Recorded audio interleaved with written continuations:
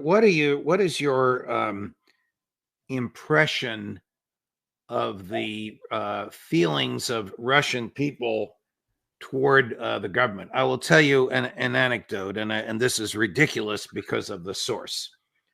Jack Devine gave an interview, laugh already, to an Australian newspaper while you were away. You probably didn't see it. The New York Post picked it up, and the headlines in the New York Post was ex-CIA big predicts Putin demise by the end of the week. Now, Jack denies that he said that, but a fair reading of the interview that he gave to this Australian newspaper was expect a black swan very soon. It could be as soon as the end of the week. This was a month ago. When I interrogated him about this 2 days ago, he stood by it, but said he was misinterpreted. Is there any reason to believe that Putin is not solid, stable in his position, and wildly appreciated by the Russian public? No, there's no reason to believe otherwise. Look, Russia, is a democracy. I remind people that, there's a communist party in Russia that forms an opposition. They would like to come back in power. And there are other political elements who are opposed to Vladimir Putin. When we speak of his popularity, it's around 76%, sometimes surges up to 80%.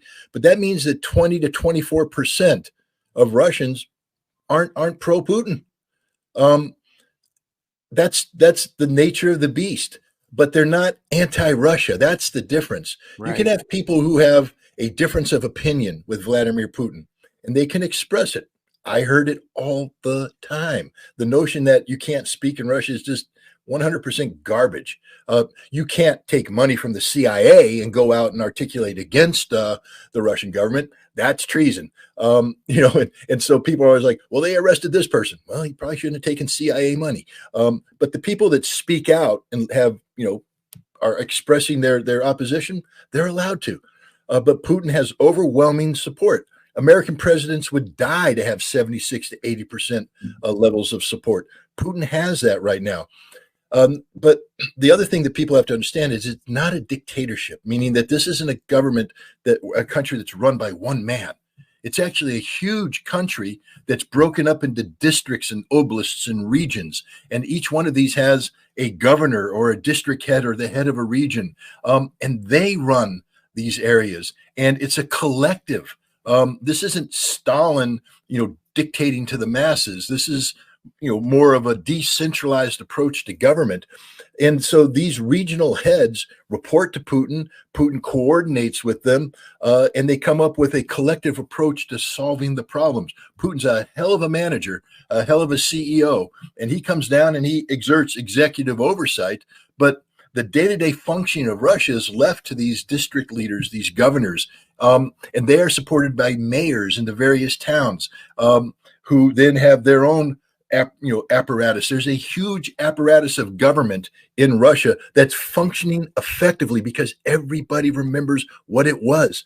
The people that criticize Russia today, look, you could go into Russia today and you can find a village where they're still putting gas lines in. You can find a village that doesn't have sewage. You can find a village that uses well water instead of running water. It's there. It's a reality. But what you do know is that there's a governor down there who knows that that village is on the list to become gasified.